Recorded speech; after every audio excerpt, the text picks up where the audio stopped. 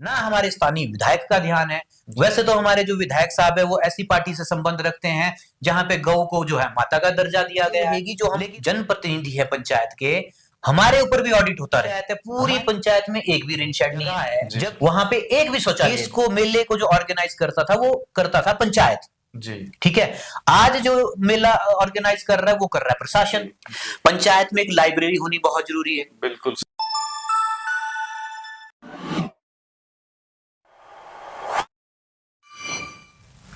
नमस्कार, मैं सुशील कुमार चौहान आप सभी दर्शकों का हार्दिक स्वागत करता हूं, अभिनंदन करता हूं आपके अपने कार्यक्रम में जिसका नाम है शब्द कैद पन्नों के। जी हां दर्शकों, आज हमारे स्टूडियो में मौजूद है हमारे खास मेहमान। आप हैं संदीप कुमार चौहान जी। संदीप कुमार चौहान जी इस बार ग्राम पंचायत ममेल से उप प्रधानी की पद के लिए अपनी दावेदारी रख रहे हैं। आप बेसिकली रहने वाले हैं ग्राम पंचायत ममेल के, तहसील करसोग, जिला मंडी, हिमाचल प्रदेश के। तो आपके बारे में मैं जनता को ज्यादा क्या आपका परिचय दूं, क्योंकि इतने कम शब्दों में आपका परिचय देना मेरे लिए भी संभव नहीं है। परंतु आपके बारे में एक छोटी सी शब्दों में मैं बताता चलूं कि आप एक शिक्षित युवा वर्ग से आते हैं और आपने अपने जीवन में बहुत सारी ऐसे उपलब्धियां हासिल की हैं। आप एक सक्रिय सोशल वर्कर रहे हैं, एक्टिव सोशल वर्कर रहे हैं। आपने समाज के लोक हित के लिए अपनी काफी सेवाएं दी हैं। परंतु अपनी वाणी में आपके बारे में ज्यादा ना बताता हुआ सीधा ले चलता हूं संदीप कुमार चौहान जी के पास और जानते हैं इनके बारे में। संदीप कुमार चौहान जी, आपका हार्दिक स्वागत है, अभिनंदन है रुद्रा प्रोडक्शन के कार्यक्रम शब्द कैद पन्नों में। कृपया करके अपना परिचय हमारे दर्शकों को दें। रुद्रा प्रोडक्शन के सभी दर्शकों को मेरा कोटि कोटि नमन। और मेरा नाम संदीप कुमार चौहान है। मैं ग्राम पंचायत ममेल से संबंध रखता हूं और इस बार मैं जो हूं ग्राम पंचायत ममेल से उप प्रधान के पद के लिए प्रत्याशी के तौर पे मैदान में आया हूं।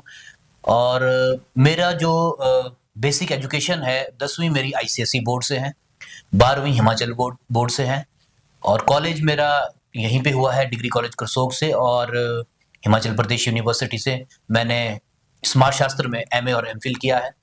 साथ ही मैंने एलएलबी भी किया है और वर्तमान में मैं जो हूँ अधिवक्ता के तौर पे अपनी सेवाएं समाज की बेहतरी के लिए दे रहा हूँ। और इसके अलावा साथ में मैंने स्पोर्ट्स में भी काफ़ी अपना पार्टिसिपेशन रखा है। कॉलेज टाइम में मैं बेस्ट एथलीट रहा हूँ लगातार 3 साल स्पोर्ट्स में। और उससे पहले amateur athletic federation of India करके एक संस्था है और उसमें नॉर्थ जोन की जो हमारी एथलेटिक टूर्नामेंट हुए थे उसमें मैराथन में और लॉन्ग जंप में मैंने ब्रॉन्ज मेडल हासिल किया है। तो ये थोड़ा सा मेरा परिचय है जी। बहुत बढ़िया। आपने जीवन में शिक्षा तो हासिल की, परंतु साथ ही साथ आप हर चीज में सक्रिय रहे, चाहे खेल कूद हो या अन्य गतिविधियां, ये काबिले तारीफ है। और साथ ही साथ आपने बहुत सी उपलब्धियां अपने जीवन में हासिल की। आप एक अधिवक्ता के तौर पे अपनी सेवाएं दे रहे हैं, ये भी एक प्रशंसनीय बात है। परंतु मैं आपसे जानना चाहूंगा और जनता आपके बारे में जानना चाहेगी कि आपका राजनीतिक अनुभव कैसा रहा अब तक, या आपका क्या अनुभव है? जहां तक राजनीति का प्रश्न है, मुझे लगता है कि हर व्यक्ति, कोई भी व्यक्ति शायद समाज का, वो राजनीति से अनभिज्ञ नहीं है। जी बिल्कुल। बचपन से लेके बुढ़ापे तक, जब तक हम हमारे पैदा होने से लेके हमारे मरने तक जो है राजनीति हमारे साथ रहती है। उसमें चाहे हम जब हम पैदा होते हैं तो हम देखते हैं कि भाई किस तरह के हॉस्पिटल की व्यवस्था है, किस तरह से हम जो खा रहे हैं, जो कपड़े पहन रहे हैं, उस हर चीज में राजनीति है। तो राजनीति हमारी हर चीज में है। लेकिन अगर मैं सक्रिय राजनीति की बात करूं तो सक्रिय राजनीति के तौर पे मैंने सिर्फ 3 इलेक्शन में, जो विधायकी के इलेक्शन है उसमें पार्टिसिपेट किया और विभिन्न कैंडिडेट्स के लिए। और उसके बाद अभी कॉलेज में, जब मैं कॉलेज में था तो मैंने जो है जनरल सेक्रेटरी का चुनाव वहां से जीता था अपनी ऑर्गेनाइजेशन की तरफ से। और उसके बाद अभी 2021 में मैंने बीडीसी का चुनाव जो है कंटेस्ट किया था और वर्तमान में मैं जो हूँ उप प्रधान के पद के लिए कंटेस्ट कर रहा हूँ। जी बहुत बढ़िया। ये तो थी आपके अनुभव की। वैसे आपने बिल्कुल सही बात कही कि हर एक आदमी किसी न किसी कड़ी से एक राजनीति से तो जुड़ा ही है, चाहे वो कोई भी माध्यम हो। परंतु बात करेंगे कि इतना सारा अनुभव होने के बावजूद आपने इस बार चुनावी मैदान में उतरने का फैसला क्यों किया, और क्यों आपको जनता वोट दे, इसके बारे में हमें कुछ बताएं और जरूर। जनता को बताएं। आपके इस प्रश्न में दो प्रश्न छिपे हुए हैं। एक जी। तो कि जो आपका अनुभव है उसके बारे में, जी। और दूसरा ये कि भी मैंने ये फैसला, जनता मुझे वोट क्यों करे। जी। जहां तक राजनीति में भागीदारी की बात है, तो मुझे ये लगता है कि अगर हमें समाज को सच में बदलना है जी। तो हमें राजनीतिक तौर पे सक्रिय होना पड़ेगा। जी, बिल्कुल सही बात है। क्योंकि मैं जो हूं, समाज सेवा का कार्य पिछले 15 साल से कर रहा हूं। जी, जी। लेकिन जिस तरह से मैं चाहता हूं कि हमारा समाज बदले, मैं देख रहा हूं कि समाज उस तरह से नहीं बदल पा रहा जी। है। जब तक आपके पास पावर्स नहीं होंगी, अथॉरिटी नहीं होगी, जी, तब तक आप जो है समाज को बदल नहीं सकते हैं या समाज में कुछ बेहतर काम जी, बिल्कुल। नहीं कर सकते हैं। अब प्रश्न आता है कि भी जनता मुझे वोट क्यों करे। तो इसका मैं सिंपल सा आपको बताना चाहूंगा कि मैं पिछले 15 साल से लगातार जब भी मुझे समय मिलता है, समाज की बेहतरी के लिए मैं काम करता रहा हूं। उसमें थोड़ा सा मैं कुछ बिंदुओं पर यहाँ पे जनता को जनता के बीच में कुछ बिंदु रखना चाहूंगा। मंच आपका है। जी, जी। मैंने पिछले लगातार 15 साल से लोगों के बीच में सेमिनार्स लगाए हैं, चाहे वो बीएड कॉलेज हो, और चाहे वो कोई कंप्यूटर इंस्टीट्यूट जी, हो जी। या कोई और मंच हो। आरटीआई के रिगार्डिंग मैंने लोगों को बहुत जागरूक करने की कोशिश की है पिछले जी। 15 साल में। साथ ही मैंने कैरियर काउंसिल के सेमिनार्स भी लगाए हैं। जी। काओ के स्कूल में मैंने लगाए हैं, जो हमारा सीनियर सेकेंडरी स्कूल है, वहां पे मैंने कैरियर काउंसिलिंग के सेमिनार्स लगाए हैं। हमारे डे स्टार स्कूल में मैंने कैरियर काउंसिलिंग के सेमिनार लगाए हैं, जी। और जिसमें मैंने बच्चों को जो है जागृत करने की कोशिश की है कि वो अपने भविष्य में क्या करें, किस जी। फील्ड में वो जाएं। जी। और उसके अलावा मैंने स्पोर्ट्स एक्टिविटीज भी करवाई हैं, काफी अपनी पंचायत में भी करवाई हैं। अदरवाइज भी मैं काफी सक्रिय रहा हूं स्पोर्ट्स एक्टिविटीज में। जी। ठीक है। और आपको मैं बताना चाहूंगा कि मैंने अपने एनजीओ के माध्यम से, जब यहाँ पे अपूर्व देवगन जी एसडीएम थे, जी। यहाँ पे एक लाइब्रेरी का जो उद्घाटन है उस समय किया गया था। जी। तो उसी समय मैंने एक समस्या देखी कि लाइब्रेरी जो है बहुत छोटी थी। जी। तो मैंने अपना जो मेरा दफ्तर था वहां पे मैंने लाइब्रेरी की व्यवस्था की। स्टार्टिंग में काफी बच्चे वहां पे आए, लेकिन धीरे धीरे बच्चे वहां पे आना कम हुए।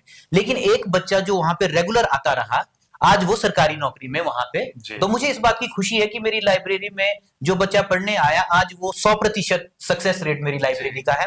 आज अब फिर जैसे जैसे बच्चों ने आना बंद किया, तो ऑटोमेटिकली फिर मुझे वो लाइब्रेरी बंद करनी पड़ी। लेकिन भविष्य में भी अगर बच्चे बोलेंगे कि भी आप जो है हमें ऐसी कुछ सुविधा प्रदान करें, तो मैं खुले मन से उनका स्वागत करूंगा और ऐसी सुविधा उन्हें देने की कोशिश करूंगा। जी। साथ ही मैं आपको बताना चाहूंगा कि अभी जब 2021 में मैंने चुनाव लड़ा, उसके बाद मेरे एनजीओ के माध्यम से मैंने जो है गरीब लोगों को कपड़े देने की कोशिश की। मेरे जो फ्रेंड्स हैं कुछ चंडीगढ़ में होते हैं, तो उनके जो अच्छे अच्छे कपड़े जो थे, जो ऐसे वो दे देते थे वहां पे गरीब लोगों को, जी। मैंने उनसे वो कपड़े इकट्ठे करके सबसे पहले मैंने अपनी पंचायत अप्रोच किया। जी। तो मेरे पंचायत के जनप्रतिनिधियों ने मुझे कहा कि हमारी पंचायत में इतना गरीब कोई है ही नहीं कि भाई बिल्कुल। आप उनको कपड़े दे सको। तो मुझे बड़ा अजीब सा भी लगा। फिर मैंने अपनी साथ लगती हुई पंचायत में अप्रोच किया। मोहिनी जी वहां की प्रधान थी, जी। तो उन्होंने खुले मन से मेरा स्वागत किया और उन्होंने कहा कि भाई हमारी पंचायत में ऐसे बहुत लोग हैं जी। जिन्हें आप जो यहाँ पे कपड़े दे सकते हैं। जी। साथ ही प्रलोभ पंचायत में जो वहां के प्रधान थे सोम कृष्ण जी, उनसे भी मैंने अप्रोच किया। उन्होंने भी कहा कि हमारी पंचायत में भी कुछ ऐसे लोग हैं। जी। तो मैंने उनको वहां पे जो भी मैंने कपड़े वहां पे लाए थे, तो उन गरीब लोगों में मैंने वो कपड़े बांटे हैं अपने एनजीओ के माध्यम से। साथ ही मैं आपको बताना चाहूंगा कि फंडामेंटल राइट्स और फंडामेंटल ड्यूटीज के ऊपर भी जो सूर्यांश कंप्यूटर है, वहां पे मैंने सेमिनार्स लगाए हैं अपने एनजीओ की तरफ से। ठीक है। और एक मजेदार बात मैं आपको बताना चाहूंगा कि जब कली चौहान जी हमारी प्रधान थी, और जो वर्तमान में अभी पिछला जो पंचायती सेशन रहा, उसमें जो उप प्रधान थे नारायण जी, उस समय उप प्रधान थे, अब प्रधान है। जी। तो उस समय क्या हुआ कि नगर पंचायत का जो कचरा था वो डंपिंग करते थे। उसमें संजीव कुमार जो है यहाँ पे तहसीलदार थे, जी। तो वो नगर पंचायत का कचरा वो सारा का सारा डंपिंग करते थे हमारे जो पंचायत में पटवार कार्यालय है वहां पे। जी। तो हमें जब इस बात का पता लगा, तो हमने उसका विरोध किया और हमने जो है तुरंत प्रभाव से उस कचरे को भी वहां से उठवाया, और जो है नगर पंचायत के जो अधिकारी थे उनको भी ये स्ट्रिक्ट वार्निंग दी कि अगर आपने नगर पंचायत बनी है तो नगर पंचायत का जो कचरा है उसका निवारण नगर पंचायत में होना जी, चाहिए। आप किसी बिल्कुल। की पंचायत को गंदा नहीं कर सकते हैं बिल्कुल। उसके लिए।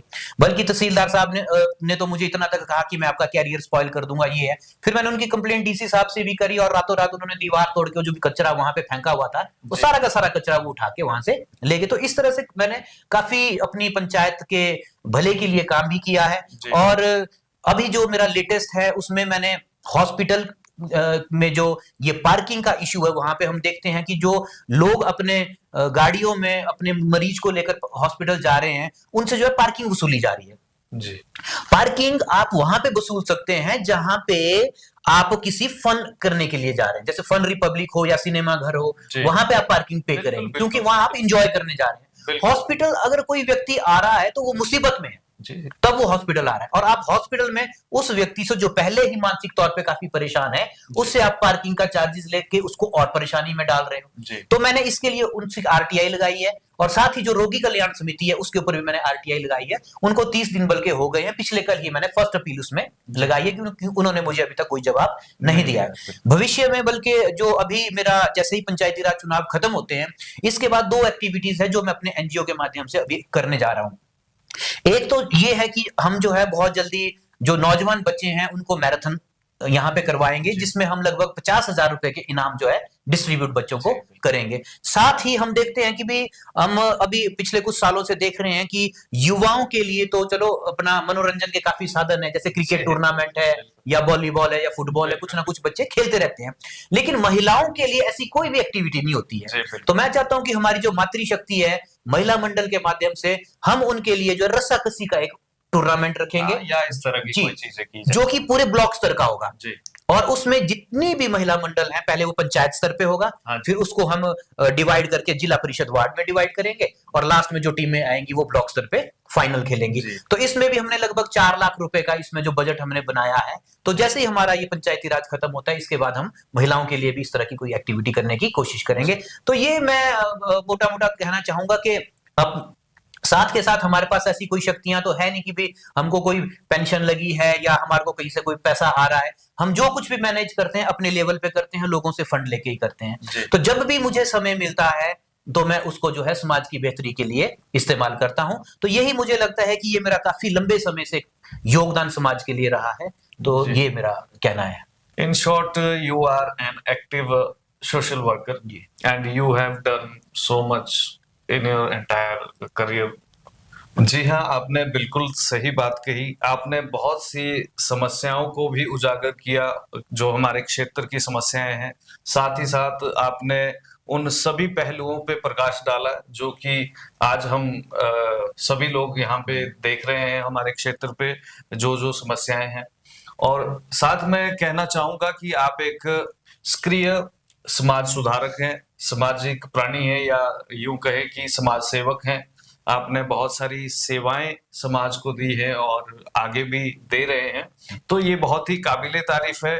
और मैं चाहता हूं कि हर एक इंसान को समाज कल्याण हेतु आगे आना चाहिए, क्योंकि युवा पीढ़ी हमारी शिक्षित वर्ग यदि इन कामों में अपने समाज सेवा में आगे नहीं आएगा तो कौन आएगा।